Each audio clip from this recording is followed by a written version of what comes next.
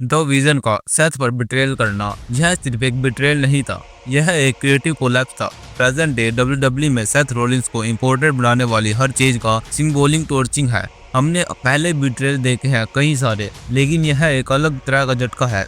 इसलिए नहीं कि ब्रोंसन रीड और ब्रॉन ब्रेकर अगले बड़े स्टार हैं, और इसलिए भी नहीं कि यह चौंकाने वाला था। यह एक अलग तरह का झटका है क्योंकि यह उजागर करता है कि कैसे डब्ल्यूडब्ल्यू शॉर्ट टर्म पॉप पाने के लिए लॉन्ग टर्म स्टोरी टेलिंग का दुरुपयोग करता रहता है और लॉयल्टी का और लीडरशिप मिसयूज करता रहता है। तो चलिए इस बारे में बात करते हैं। आइए समझते हैं कि रीड का रोलिंस पर पलटवार असल में क्या मायने रखता है, न कि सिर्फ स्टोरी के लिए बल्कि डब्ल्यूडब्ल्यू में मीनिंगफुल स्टोरी टेलिंग फ्यूचर के लिए भी। क्योंकि यह सिर्फ किसी फैक्शन के बिखरने की बात नहीं है, यह डब्ल्यूडब्ल्यू द्वारा सोना फेंकने की बात है फिर से।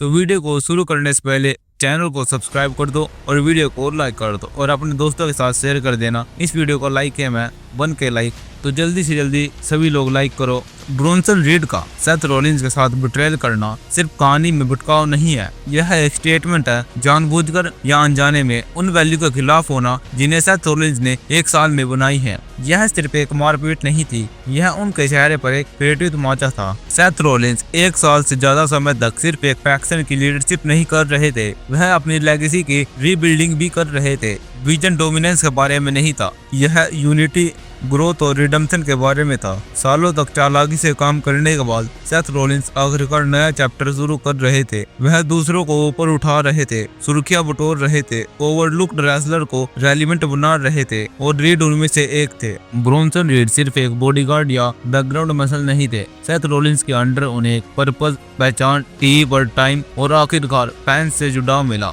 सेथ रॉलिंस ने उन पर भरोसा किया, उन्हें साबित किया और उन्हें क्रिएटिविटी दी। और डब्ल्यूडब्ल्यू इस कहानी को कैसे आगे बढ़ाते हैं, ये सब अब क्रिएटिव टीम के ऊपर है। वह इसे जला देते हैं एक रात के लिए, एक हील टर्न, कोई लॉजिक नहीं, बस बिट्रेल के लिए बिट्रेल। अब सब क्रिएटिव टीम के ऊपर है, ये कैसे इस स्टोरी को आगे बढ़ाते हैं। यह बिट्रेल एक बड़े इशू का परफेक्ट स्नैपशॉट है। डब्ल्यूडब्ल्यू स्टोरी टेलिंग की बजाय चौंकाने की लत है। उन्होंने एक अट्रैक्टिव आर्क बनाया। सेथ रॉलिंस अब सिर्फ द विजनरी नहीं रहे, वे एक मेंटोर हैं, एक लीडर, एक ऐसा व्यक्ति जो न सिर्फ अपने लिए बल्कि अपने आसपास के लोगों के लिए भी कुछ रियल बनने की कोशिश कर रहा था। डब्ल्यूडब्ल्यू ने हमें इस स्टोरी में केयर करने, इन्वेस्ट करने और बिलीव करने के लिए कहा, और जब यह सब कुछ फैंस के लिए इस स्टोरी में पीक पर था, ठीक उसी समय यह जब किसी लॉन्ग टर्म स्टोरी और मीनिंगफुल चीज में इवॉल्व हो सकता था, डब्ल्यूडब्ल्यू ने सेल्फ डिस्ट्रैक्ट का बटन दबा दिया। ये सिर्फ खराब बुकिंग नहीं है, ये इमोशनल तोड़फोड़ है। अगर आप लगातार कैरेक्टर्स को दूसरों पर भरोसा करने के लिए पुश देते रहेंगे तो आप फैंस में लॉयल्टी नहीं बना पाएंगे।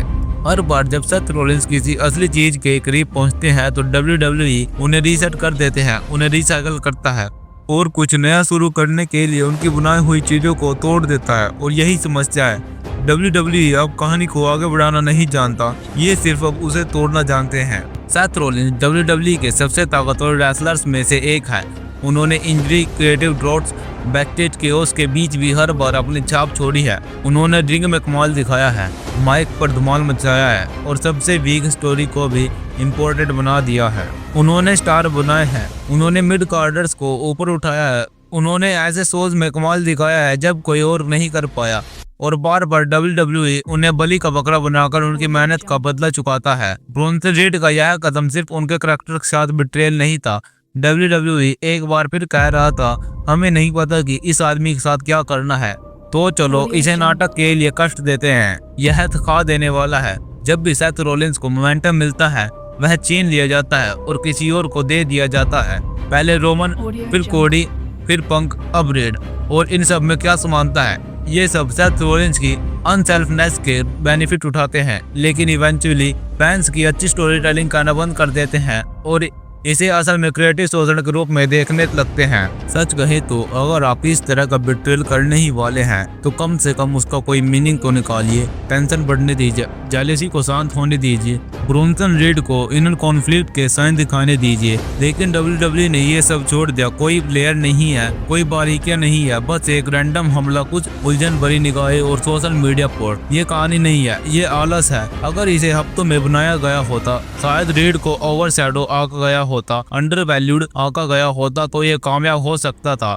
ये एक इमोशनल झटका हो सकता था, लेकिन इसके बजाय ये जल्दबाजी में किया गया ठंडा और खोखला लगा। एक ऐसा बिट्रेयल जिसके पीछे कोई सोल नहीं थी। आप सब ब्लड लाइन के बिट्रेयल को याद कर सकते हैं, और भी ऐसे बिट्रेयल है जिनकी पहले पूरी तरह स्टोरी टेलिंग की गई, फिर बिट्रेयल हुआ और उससे भी बेबी फेस रेसलर फैन से कनेक्ट हो जाते हैं। जैसे रोमन रेंज बेबी फेस होने के बाद फैन से बिल्कुल कनेक्टेड हो गए हैं। अगर सेथ रॉलिंस पर विजन का हमला करवाना था तो उसे किसी पीएलई के अंदर करवाना चाहिए था, जैसे पॉल हेमन ने रोमन को रेसलमेनिया के अंदर बिट्रेल किया था, या फिर क्राउन जूल में ही मैच के अंदर ही बिट्रेल करवा देते, या फिर सर्वाइवर सीरीज में वार गेम्स मैच के अंदर इनका बिट्रेल करवाना था। ये बिट्रेल अब सूखा सूखा सा लग रहा है।